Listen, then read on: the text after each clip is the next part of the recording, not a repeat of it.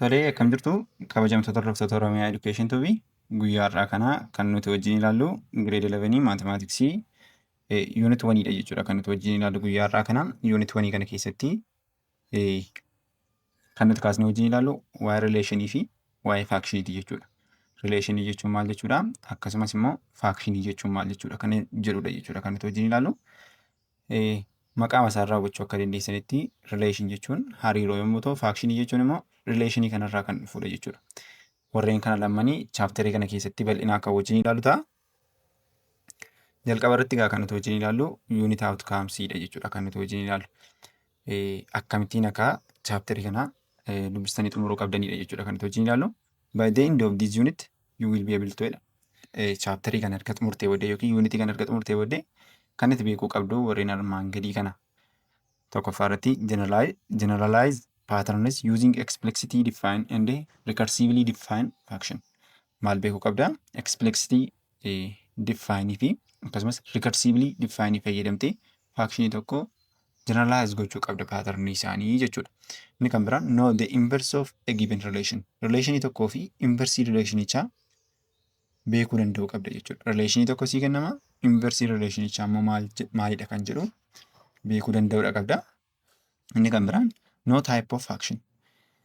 Type of factionii sanaa adda baastee beekuu qabda. Factionii gosoota garaagaraa jira. Logarithm factionii jira. Linear factionii jira. Akkasumas warreen jijjiiran sana hunduma isaanii adda baastee beekuu danda'uudha qabda jechuudha. Inni kan biraan recognize real valued faction. Real valued factionii jechuun maal jechuu akka inni ta'e adda baasuu danda'uudha qabda. Inni kan biraan know how to find composition of a factions. Maalidha inni kan biraan composition of factionii akkamittiin akka barbaaddu beekuu qabda. Compositionii warreen jedhaman warreen akkamiiti kan jedhu. Inni kan biraan recognize inverse of a faction. Inverse of factionii beekuu danda'uu qabda.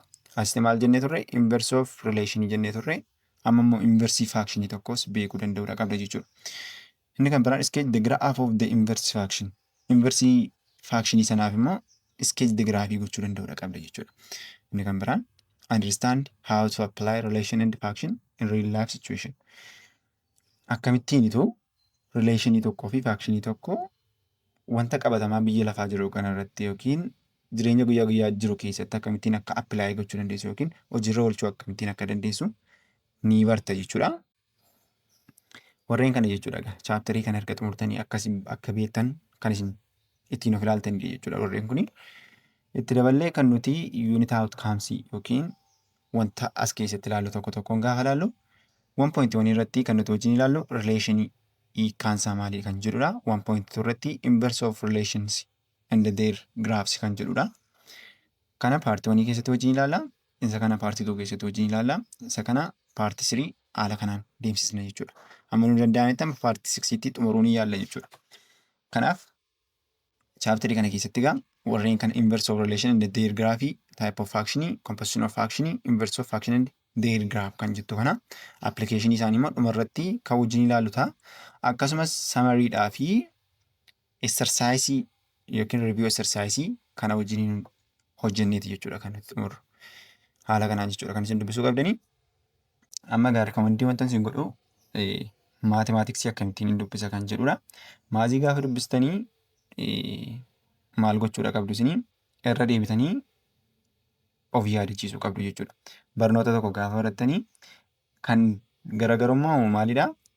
Akkamittiin akka isin ripiitishinii isin irra deebitanidha. Fakkeenyaaf namni al tokko dubbisee isuma al tokko dubbise sanaan immoo deebi'ee qormaata hojjete inni ta'e carraan qormaata sana deebisuusaa baay'ee dhiphaadha. Garuu ripiitishiniin baay'ee garaagarummaa uuma jechuudha. Kanaaf ripiitishinii keessa nama fakkeenyaaf namni guyyaa har'aa kan dubbise guyyaa lama booddee wanta kana yoo irra deebi'e carraan inni wanta kana irraanfachuuf qabu baay'ee dhiphaadha jechuudha. Baay'ee dhiphaadha. Kanaaf ripiitishiniin barnoota keessatti wanta baay'ee ijoodha jechuudha. Akkasumas gaafa dubbistan maal gochuu danda'uudha qabdu? Garaa keessan irraa fudhattanii wanta kana duukaa buutanii hordofuudha qabdu. Barnootii fakkeenyaaf sammuu duwwaatti fudhachuu hin dandeenye tokko duukaa buutanii garaama keessan irraa fudhattanii barnoota kana barachuu danda'uudha qabdu. Kanaaf kana fakkaata jechuudha. Unit kontentiin isaa kontentii unitiin kun of jalatti qabatu warreen kanadha. Introdakshinii isaa immoo gaafa ilaallu introdakshinii rileeshiniidha jechuudha. Jeneraalii rileeshinii maal jechuu akka inni ta'e wajjin ni ilaala. Amma 1.1tti dabarree barnoota guyyaa har'aati jechuudha kan nuti wajjin ilaallu relations kan jettudha. Relation kan jettu kuni akkuma dursee isinii kaasuu yaale maalidha kuni hariiroo kan jettudha afaan Oromootiin. Hariiroo kan jedhamu kun immoo wantoota lamarraati kan inni uumamu. Namoota lama gidduu ta'uu qaba yookiin qaama lamaa fi isaa ol gidduu ta'uu qaba jechuudha wanti hariiroo jettu kun jechuudha. Amma rileeshiniin fakkeenyaa fi eenyuuf eenyu gidduutti uumamuu danda'a. Durbaa fi dhiira gidduutti uumamuu danda'a. Meelii fi meelii gidduutti uumamuu danda'a. Sababa maaliitiin? Sababa jaalalaatiin uumamuu danda'a. Akkasuma qaama gurguru tokkoo fi qaama bitu tokko gidduutti uumamuu danda'a. Sababii maaliitiif? Bittaaf gurgurtaan sababii gidduu isaanii jiruuf jechuudha. Kanaaf rileeshinii gaafa jennu sababa ta'e tokkoon hariiroo uumamu jechuudha. Hariiroon sababa ta'e tokkoon uumama jechuudha. Sababa qaba. Sababa mataa isaa qaba jechuudha. Rileeshiniin gaafa uumamu. Isa kanaan maal jenna? Rileeshinii jenna. Rileeshiniin kun egaa riil laayifii isaa yommuu ta'u gaafa afaan maatimaatiksiitti deebisnu immoo maal ta'a hiikkaansaa? Any set of order pair in a relation jechaadha. Maal jechuudha? Relations jechuun order peerii lama peerii gaafa jennu wanta qeenxee hin taane tokkodha yookiin cimdiidhaan wanta jiru tokko nutti agarsiisa. Cimdiidhaan wanta jiru sana x, y dhaan yoo bakka buufne orderiidhaan mooti wanti kun. Orderiin kun immoo x fi y tartiibaan jiru jechuudha. X'n dura jira, y'n itti aanee jira jechuudha. Kanaaf order pair in a relation seetiidhaan wanti kun. Seetii gaafa jennu maal keessa kaa'uu qabna? Karlii bireesii kana keessa kaa'uu qabna jechuudha. Kanaaf any set of order pair in a relation jechaadha. Kana jechuun relations gaafa jennu fakkeenyaaf relationii keenya r'dhaan yoo bakka buufne then seetii ta'uu isaa nutti maara. Seetiin immoo karlii bireesiidhaan kan ibsamudha. Then order pairii gaafa jedhu wanti kun cimdii akka inni qabu kan nutti agarsiisu pairii see jettu kanadha. Order biseen jettu immoo x, y tartiibaan jiraachuu isaaniiti jechuudha. Kanaaf x, y jennasitti. Then inni kun maalidha? Relationidha jechuudha. Relationii tokko nutti agarsiisa jechuudha. Kanaafi relationii kun egaa lamaaf sadii ol ta'uu danda'u jechuudha. Amma fakkeenyaaf faakshinii kana fudhannu y is equals to 3x jenna fudhannee y dhaaf x kun hariiroo waliin qabu jechuudha. Fakkeenyaaf gaafa x keenya 1 ta'u y keenya meeqa ta'a? 3 ta'a. Gaafa x keenya 2 ta'u y keenya meeqa ta'a? 6 ta'a. Gaafa x keenya 3 ta'u y keenya meeqa ta'a? 9 ta'a. Gaafa x keenya 4 ta'u y keenya immoo 12 ta'a jechuudha. Haala kanaan deema. Inni kun gaafa dabalaa deemu inni kunis haala kanaan dabalaa deema jechuudha. Amma gaa rileeshinii asirraan humna inni ta'e rileeshinii keenya maal ta'a? R is equals to then karlii bireesiin kun jiraachuu qaba. Maal ta'uudhaaf? Rileeshinii tokko nutti agarsiisuudhaaf jechuudha. Sababiin isaa seetii sababii jedhuuf asii. Kun as hin jiru ta'ennaan karlii bireesiin kun as hin jiru ta'ennaan wantichi rileeshinii miti jechuudha. Kanaafi kanas gaafa ibsinu 1,3 koomaa jennee ammattu bannee 2,6 jechuu dandeenya. Koomaa keenya itti fufnee 3,9 jechuu dandeenya. Itti fufnee ammattu bannee 4,12 jennee karlii bireesii kanaa cufuu dandeenya jechuudha. Amma gaasa kana maal jenna? Rileeshiniidha jechuudha kun. Rileeshiniidha. Iseen kun kophaatti seetii tokko, seetii lama haala kanaan order pairii kanaan kan jiru. Isa kanaan maal jenna tootaalii isaa? Rileeshinii jennee waamna jechuudha. Rileeshiniin haala kanaan qabachuu dandeessu jechuudha. Erga rileeshinii kana jennee amma gaas keessatti rileeshinii kana keessatti doomeeniidhaa fi reenjii kan jedhamu jira. Doomeen kan nuti jennu tarmii isa jalqabaa yookiin gatii x yommuu ta'u, reenjii kan nuti jennu immoo gatii y kana jechuudha. Tarmii isa lammaffaarra jiruun reenjii jenna. Tarmii isa tokkoffaarra jiruun immoo doomeenii jennee waamna jechuudha. Doomeenii jennee waamna jechuudha. Erga kana jennee booddee diviiniishinii isaatti gaafa dabarru immoo maal ta'a diviiniishiniin isaa? Given two sets A and B, any set of R order pair x, y, where x is the member of A and y is the member of B is called a relation from A to B. From x, y, the member of R. X is called the first component or coordinate and y is called the second component or coordinate of x, y. Amma seetii lama qabna. Seetiin tokko A jedhama. Seetiin kan biraan immoo B jedhama. any set of R is of order pairing. R'n kun egaa maalidha? Order pairii maaliif maalirraa ijaarame? X, Y irraa ijaarame. Ammas keessatti X miseensa eenyuuti? Miseensa seet A'ti. Y'n immoo miseensa eenyuuti? Miseensa seet B'ti. Seetii lama qabna isiniin jedhee seetiin tokko A'dha. Seetiin lammaffaan immoo B'dha. R'n kun immoo rileeshiniin R'n jedhamtu kun immoo maalirraa ijaaramte? X fi Y irraa ijaaramte. X isheen kun miseensa A yommuu taatu, Y isheen kun immoo miseensa B'ti jechuudha. Kanarraa dhufte. Amma kanaaf egaa maal jedhatti dhufe? X'n kun maal jennaani? First component isaanii yookiin first coordinate jennee waamna. Y kanaan immoo second component yookiin second coordinate jennee waamuu dandeenya jechuudha. Kanaaf egaa yeroo itti kanatti amma fakkeenyaaf A'dha, A'tu B'dha jechuudhaaf termii jalqabaarra kan jiru rileeshinii kana keessatti R is equals to X, Y yenna ta'e X inni jalqabarra jiru kun miseensa A dirqama ta'uu qaba jechuudha. Inni kun immoo miseensa B dirqama ta'uu qaba jechuudha. Kanaaf egaa ammas keessatti maalidha kan isin hubachuu qabdani? Fakkeenyaaf B'tu A'dha immoo yenna ta'e B'tu A'dha yenna ta'e maal ta'a kuni? R is equals to Y, X ta'uu qaba jechuudha. Sababiin isaa Y miseensa A isaa biteef X immoo miseensa Y miseensa B isaa biteef X immoo miseensa A isaa biteef akkasitiin bakka wal jijjiiruu qaba jechuudha. B'tu A jennee waamna isa kana. Isa kana immoo A'tu B jennee waamuu dandeenya jechuudha. Orderii isaanii effektii irratti qabaata jechuudha. Erga kana qabannee booddee itti dhufee maal jedhaa? Given a relation R from A to B. Amma egaa rileeshinii R jira. Rileeshin R kuni from A to B dha. Kana jechuun A'nas keessaa X'n miseensa A'ti, B'n immoo miseensa B kan ta'e immoo Y'dha jechuudha. Y'n miseensa B'ti, X'n immoo miseensa A'ti jechuudha. Kanaaf maal jedha? The set of all the first coordinate of the element of R is called the domain of R and it is denoted by dom of R. Amma first component kan nuti jennu akkuma nammas ni kaasee fakkeenyaaf rileeshiniin keenya is equals to X, Y yenna ta'e akkasitiin jira yenna ta'e first componentiin kun miseensa A'tiin siniin jedhe. Subset of A jennee haala kanaan X is subset of A jennee haala kanaan kaa'uu ni dandeenya. X'n keenya miseensa subsetii A'ti jechuudha. Amma haala kanaan yoo jiraate X kanaan maal jennee waamna? Doomeenii jennee waamna jechuudha. Doomeen jennee waamna.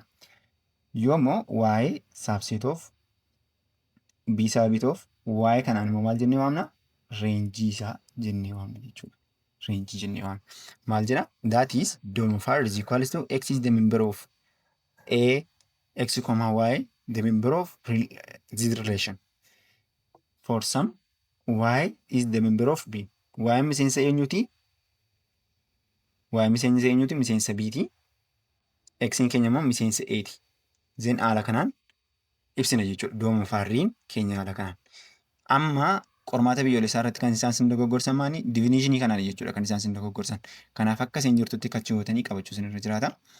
Biirratti immoo the set of all the second component or coordinates of the element of R is called the range of R denoted by R of R jettanii haala kanaan bakka buusuu dandeessu jechuudha. That is R of R, Y is the member of B. Inni kun immoo maaliin jalqabe? Y is the member of B. Asii X is the member of A. Then X, Y the member of this relation. For some X is the member of A. Haala kanaan qabattu jechuudha. Isee kana duwwaa qabattaniina salphaatti qormaata paartii kana keessaa bahu ni deebistu. Salphaamatti gaa kan isin qabachuu qabdanii doomeenii kan nuti jennu first component yookiin fakkeenyaaf X, Y yenna ta'e asii A'tu jira yenna ta'e first componentiin kuni doomeeniidha yeroo hundumayyuu. Inni kun maal bakka bu'a? Yeroo hundumayyuu doomeenii bakka bu'a jechuudha. Doomeenii bakka bu'a. Inni kun immoo yeroo hundumaa maal bakka bu'a? Reenjii bakka bu'a jechuudha.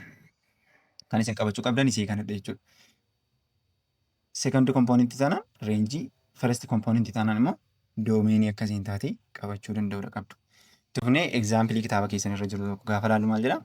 Find the domain and the range of the relation R is equals to 45, 65, 48, 68, 41, 62, 46, 66, 15, 70 jedhee haala kanaan nu kennee jira. Amma rileeshinii kana keessatti dom of R keenya haala kanaan doominii R keenyaati jechuudha. Inni kuni akkasitiin ibsuu dandeenya. Doom of R keenya kan nuu ta'an warreen kamidha jechuudha. 45 jira. Termii warreen jalqabarra jiran 48 jira, kooma 41 jira, kooma 46 jira, kooma 15 jira jechuudha. Warreen kan hunduma isaanii nuu ta'u jechuudha. Isa kanaan maal jenna? Doom of R jenna. Reenjiin keenya immoo maal ta'a? Range of R kan nuti jennu immoo range of R keenya immoo maal ta'a jechuudha? Termii isa lammaffaarra jiru nuu ta'a. 65, 65, 68, 62, 66, 17 kan jettu kana taati jechuudha. Warreen kun immoo maalidha? Reenjii isaaniiti. Haala kanaan baastu jechuudha. Termoota isa jalqabarra jiran kana maaliin baastu? Doomeniidha jechuudha. Yeroo hundumaa doomenii keenya nuu ta'u. Haala kanaan jechuudha kan isin barreessuu qabdan. Amma fakkeenyaaf rileeshinii jechuudhaa fi warreen kun karlii bireesiin kuni dirqama jiraachuu qaba jechuudha. Rileeshinii tokko kan agarsiisu karlii bireesiidha jechuudha. Karlii bireesiin kuni dirqama jiraachuu qabdi jechuudha. Isii kana akkan irraanfanne itti fufne noottii kan jettu kana wajjin gaafa ilaallu given an order pair x, y, x is called the first component or the first coordinate of the given order pair and y is called the second component or the second coordinate of the order pair x, y nuun jedhe. Amma isheen kuni maalidha? Kun amma sii kaase first component yookiin first coordinate jennee waamuu ni dandeenya. Y keenyaan immoo yookiin y isa kanaan immoo maal jennee waamuu dandeenya? Second component yookiin second coordinate of order pair jennee haala kanaan waamuu ni dandeenya. Lammaffaa irratti kan isin qabachuu qabdanii for an order pair x, y order pair is important. That is x, y is equals to x, y, x. Only when x is equals to y. Ammas keessatti kan isin qabachuu qabdanii order pairiin x, y is equals to order pairii y, x ta'uudhaa fi kan ta'u qabu maalidha? Dirqama yoo x is equals to y ta'edha jechuudha. Kanarraa kan hafe kun yeroo hundumayyuu garagara ta'u jechuudha. Tokko ta'uu hin danda'an jechuudha. Sadaffaa irratti for order pair a, b and c, d if and only if a is equals to c and b is equals to d. Kan inni ta'uu qabu amma fakkeenyaaf as keessatti immoo a, b is equals to c, d jechuudhaa fi warreen kun lammanii order pairii equalidha jechuudhaa fi maal ta'uu qaba? A is equals to c ta'uu qaba, b is equals to d ta'uu qaba jechuudha.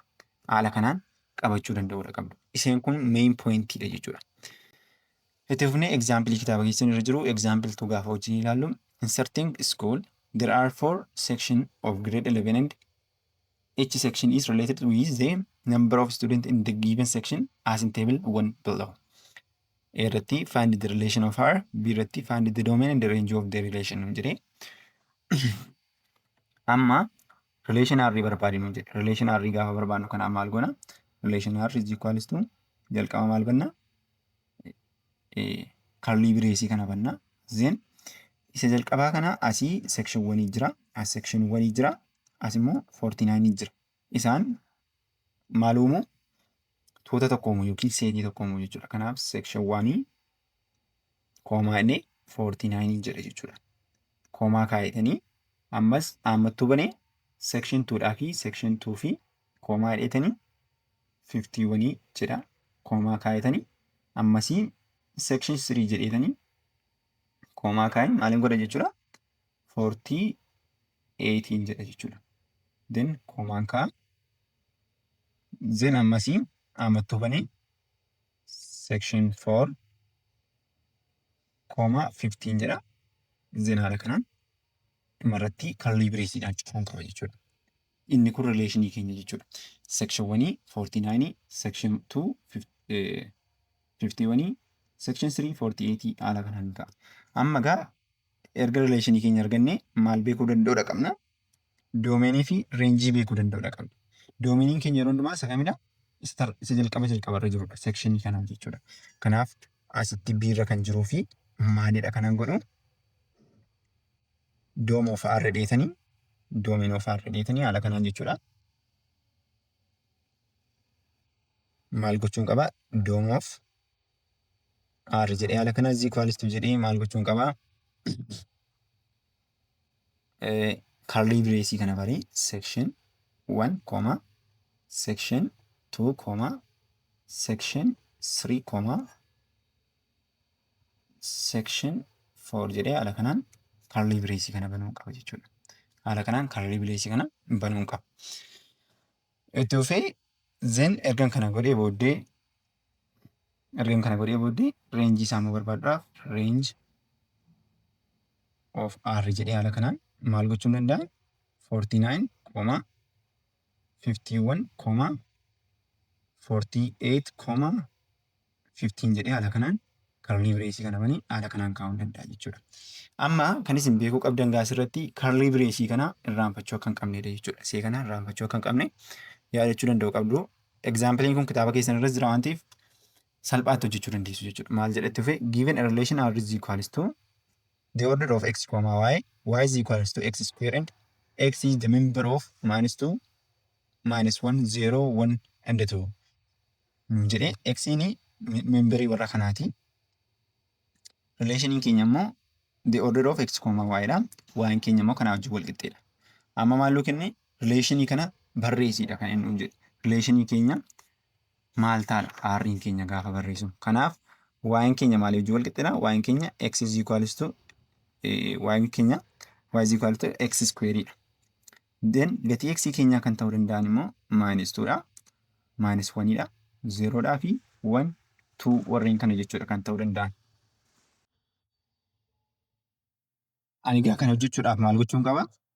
Relationii kana kaa'uudhaaf, relationii kana barreessuudhaaf maal gochuun qabanii? R is equals to jedheetanii then ergan curly brace banee booddee iddoo y kootii, iddoo x kootii tartiibaan hin gashu jechuudha. Amma fakkii keessatti yoon hojjedhe kana gaafa x'n koo -2 ta'u y'in koo immoo meeqa ta'a jechuudha? X'n koo -2 gaafa ta'u y'in koo immoo +4 ta'a. Zennan cufa. Kana booddee gaafan -1 gashu immoo -1 koomaa 1 ta'a. Koomaa jedheetanii itti fufee maaliin gashaa? 0 gaafan gashu 0 ta'a. 0,0 ta'a. Koomaa jedheetanii gaafa 1 gashu 1,1 gaafan 2 gashu immoo 2,4 ta'a jechuudha. Haala kanaan deebistu jechuudha. Kun relationii keenyadha. Relationii kana keessatti nuu kennamedha. Haala kanaan itti deebisuu dandeessu jechuudha. Gaaffii baay'ee salphaa ta'edha kitaaba keessan irra jira. Garuu kan isin dogoggoruu hin qabne yeroo hundumayyuu qormaata biyyoolessaa irra kan dhufu wanta isin ammasitti salphaadhattanii ilaaltan kanadha jechuudha. Isin ammasitti salphaadhattanii ilaaltan kuni qormaata biyyoolessaa irra gaafa dhufu gaaffii salphaa fakkaatutu dhabama wanta ta'eefi isee kana sirriitti akkamittiin akkasiin barreeffamtus ilaalaa deemuun isinirraa jiraata jechuudha. Itti fufnee kana wajjin ilaallu exercise 1.1 irra geenye jirra. Maal jedha? Let R is equals to 1,1, 2,-2, 10,20, 5,25, 10,100. Find the domain and the range of R. Maalun jedheen relationii kana nuu kennee 1,1, 2,-2 warreen kana nuu kennee isa booddee doomeniidhaa fi reenjii nu gaafate. Amma salphaadha. Doomuuf R jennee itti baasudha jechuudha. Iseenis maal taati? 1 then curly brace banuu qabna. 1, 2, 10, 5, 10 jennee haala kanaan barreessuu dandeenya. Reenjii isaa immoo reign of R jennee haala kanaan isaas haala kanaan barreessuudha qabna. 1 ta'a, -2 ta'a, 20 ta'a, akkasumas 25 fi dhumarratti 100 haala kanaan barreessuu danda'uudha qabna jechuudha. Warreen kana jechuudha kan isin baasuu qabdanii salphaadha jechuudha wanta isin hojjechuu dandeessanidha. Itti fufnee fakkeenya kana yookiin fakkeenya nama irratti hundooftanii hojjechuu dandeessu. Ingilishii asii kana wajjin walitti firoomsitu baay'ee salphaadha jechuudha kuni hin hojjetu jechuudha. Itti fufnee gaaffii sadaffaan let R be a relation defined by R is equals to the order of x, y. Y is equals to x square -2 and x is the member of 0 up to 5. Maalun jedhee akkuma fakkeenya hojjennee kaanitti jechuudha. Kunis y nuu kenneera. Y keenya x square -2 nuu kenne. X keenya immoo the member of jedheetu tokko hanga meeqaatti nuu kenne? Tokko hanga 5tti nuu kenne jechuudha. 0dhaa hanga 5tti nuu kenne ifama. Kanaaf kanas argachuudhaa fi rileeshinii keenya haala kanaan barreeffannaa. Rileeshin is equals to karlii bireesii bannee zeen rileeshinii keessatti yeroo 0 bakka buufnu maal ta'a 0, -2 arganna. Kana hin cufna. Koomaa keenyee itti fufnee maal bakka buufna? 1 bakka buufna. Kun immoo -1 gaafa pozitiiv 1 gaafa bakka buufnu maal ta'a? 1, -1 arganna. Itti fufnee gaafa 2 bakka buufnu meeqa arganna? 2, 2 arganna. Gaafa 3 bakka buufnu 3, 4 arganna. Gaafa 5 bakka buufnu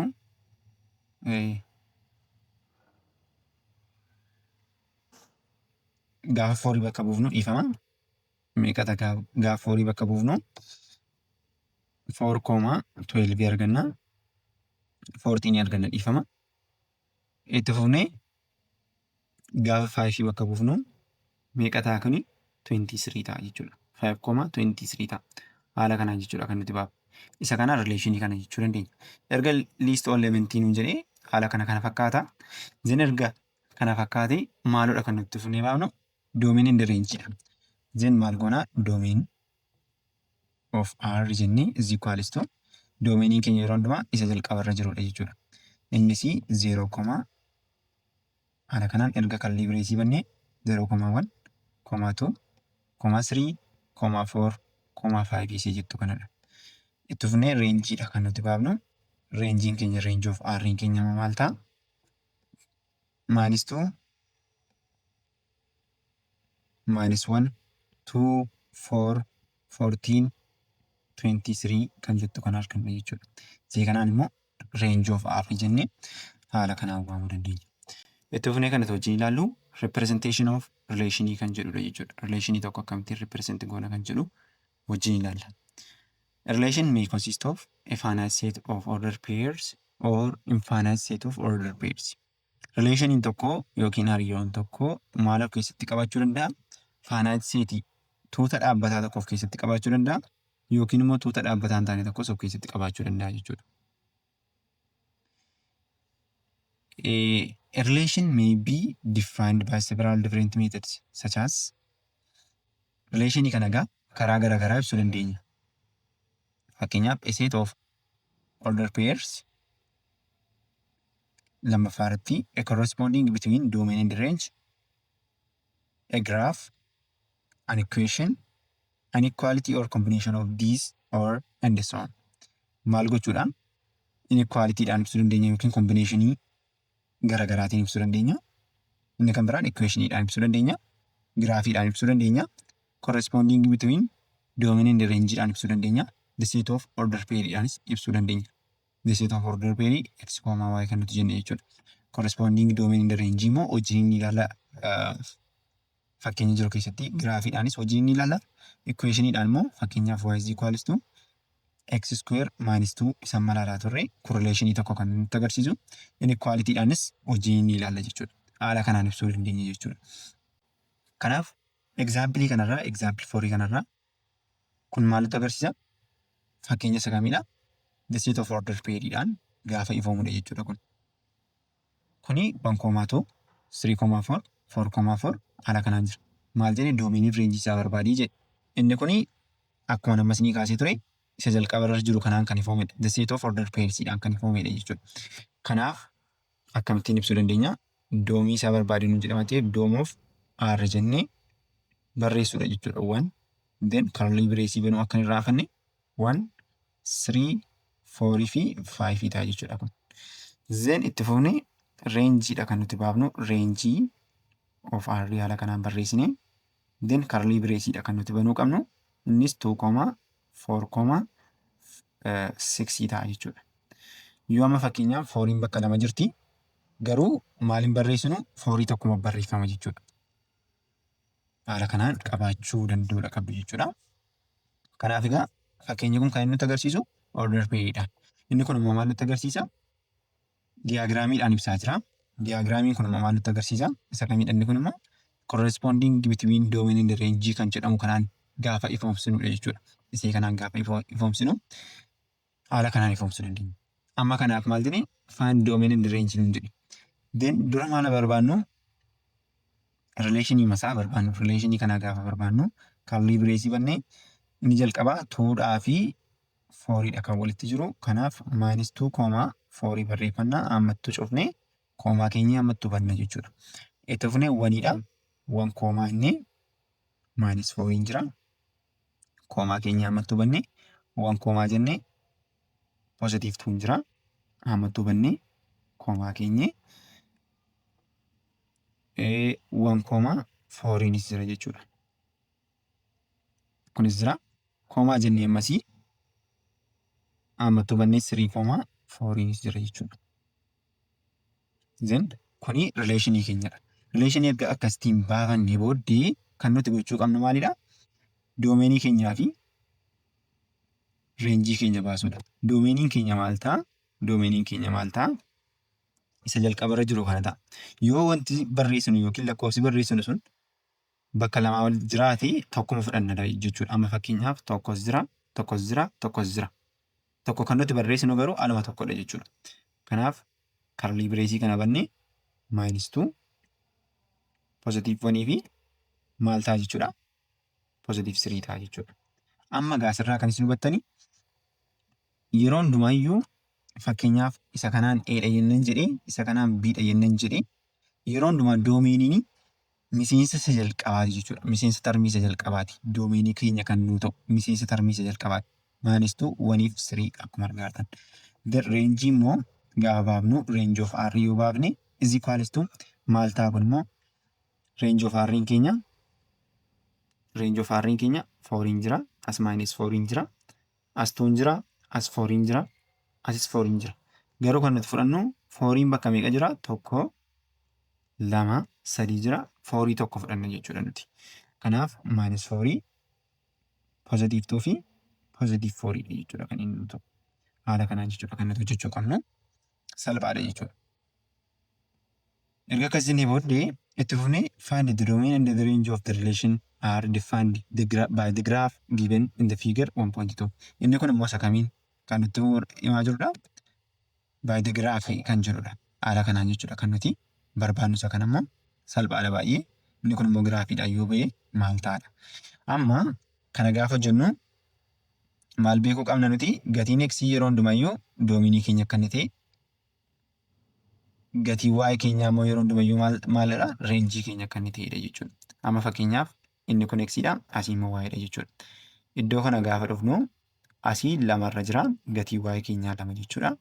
Pointiin kun immoo 1dha. Kanaaf pointiin kun maal ta'a? 1,2 arganna jechuudha. Itti fufnee pointii kana bukkee gaafa dhufnu pointiin kun immoo x irraa 3 irra jira, asii immoo 4 irra jira. Kanaaf kan nuti baafnu 3,4 kan jettu kanadha. Itti fufnee pointii kanarra gaafa dhufnu pointiin kun immoo meeqa irratti? 1, x irraa 1 irra jirti, y irraa immoo 4 irra jirti. Kanaaf 1,4 jedheen barreessa jechuudha. Itti fufees gaafa dhufu gatiin x kootii -2dha. Gatii y kootii immoo 4dha. Kanaaf -2,4 jedhe jechuudha asii. Itti fufee iddoo kana gaafa dhufu immoo maal ta'a kuni? Inni kun immoo maal ta'a? Asii inni kun maal ta'a? Pointiin kun jechuudha. X irraa 1dha, y irraa immoo -4dha jechuudha. Kanaaf haala kanaan barreeffadha. Ergan kana barreessee doomeenii kootiif reenjii koo baasuu nan danda'a jechuudha. Sababiin isaa doomeenii koo yeroo hundumaa isa jalqabarra jiru sababii ta'eef doomoof R jedhee gaafa barreessu maal ta'a kuni? Doomoof R koo fakkeenyaaf rileeshinii hojjennu dursine rileeshinii isaa asitti hojjennu rileeshin is equals to curly brace banee maalin godha? Ammattuu banee isa jalqabaa kana 1,2 yoon barreesse 1,2dha. Koomaa kaa'e 1,-4 yoon barreesse itti fufee koomaa kaa'e 1,+4 yoon barreesse itti fufee 3,4 yoon barreesse ammattuu banee ammas -2,4 yoon barreesse rileeshinii godhe jechuudha. Then curly brace haala kanaan cufa jechuudha. Ergan curly brace koo cufee doomeenii kana isa jalqabarra jirudha jechuudha. Doomeenii isaa asii tokko jira, 3 jira, -2 jira. Kanaaf aluma tokkoon fudhadha. Tokko fudhadheera.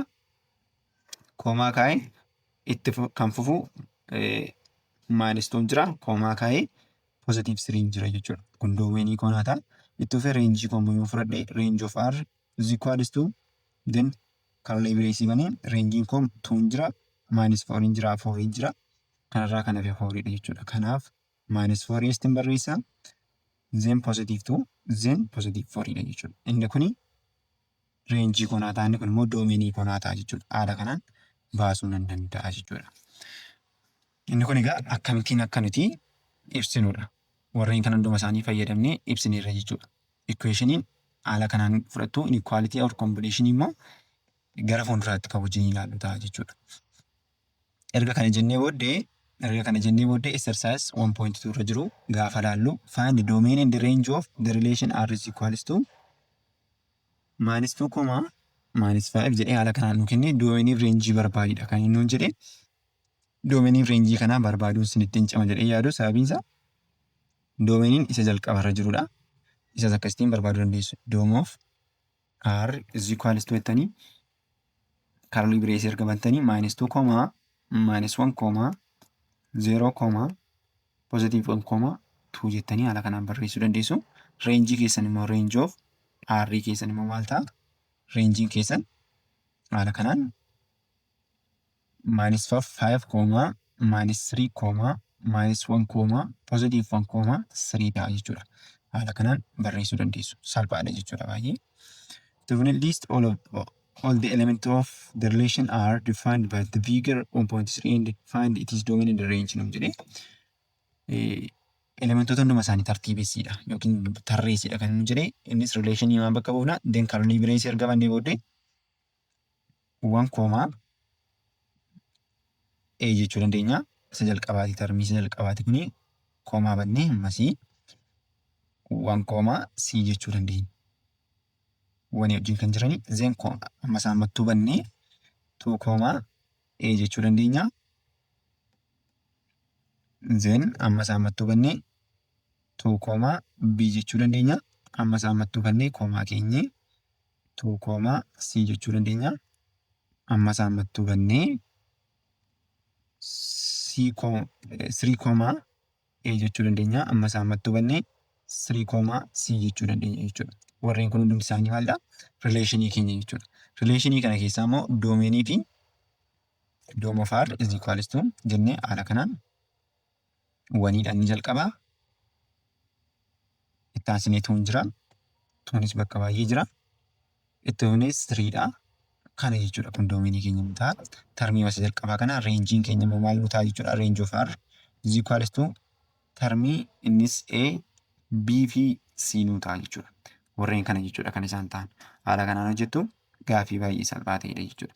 Itti fufnee giraafii kanarraati kan isin baastanii find the domain and the range of the relation R given in the figure 1.4 nu jedhee akkuma sila isinitti agarsiisetti baastu jechuudha. Inni kunis pointii kanarratti dhuftanii gaafa baastan maal ta'a kuni 2, -3 ta'a jechuudha. Kuni y irraa -3 dha. X irraa immoo positive 2 dha jechuudha kan inni jiru. Itti fufnee pointii kana gaafa dhuftan immoo pointiin kuni asirraa waniidha. Y irraa immoo 0 dha jechuudha. Kanaaf 1, 0 jettanii keessu.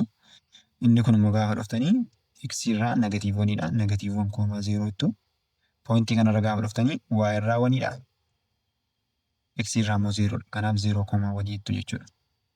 Pointii kanarra gaafa dhuftanii pointiin kun immoo meeqa ta'a jechuudha? Negative 2, negative 3 ta'a jechuudha. Haala kanaan erga keessanii booddee reenjii keessanii fi maal barreeffachuu dandeessu? Doomeenii keessan barreessuu dandeessu jechuudha. Kanaaf rileeshinii keessan gaafa barreeffatanii rileeshinii keessan karaa bireesii erga bantanii booddee maal gootu? 1, 0 koomaa jettanii 0, 1 barreessuu dandeessu. Tuftanii koomaa keessanii negative 1, 0 barreessuu dandeessu. Itti fuftanii 2, -3 barreessuu dandeessu. Koomaa keessanii negative 2, negative 3 barreessuu dandeessu jechuudha. Erga karaa bireesii keessan bantanii doomeeniif doom of R keessan maal ta'a jechuudha? Doom of R keessanii 1 as jirti, 0 as jirti, negative 1 as jirti, 2 as jirti, negative 2 as jirti jechuudha. Kanaaf maal gootu? Kan inni irraa ka'u negative erga kana bantanii negative 1, 0, positive 1, negatiiv 2, positive 2 jirti. Warreen kana taati jechuudha. Itti dhuftanii reenjii baasuu dandeessu. Range of R haala kanaan baasuu dandeessu. Range of R'n keessan immoo maal ta'a jechuudha? Termii isa lammaffaarra jiru ta'a jechuudha. Innis 0 jirti. Positive 1 jira. Akkasumas negatiiv 3 jirti jechuudha warreen kana.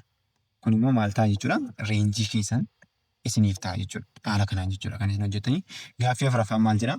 Find the domain and the range of the relation R is equals to x, y jedhee haala kanaan x'n keenya order pairiidhaan nu kenname. X'n keenya miseensa relationiiti jechuudha. X, y keenya miseensa real numberiiti. Relationii kanaati. Then y keenya immoo haala kanaan nu kennee domain and the range isaa barbaadi nuun jedhe. Salphaadha jechuudha gaaffiin kunis akkamittiin hojjettu.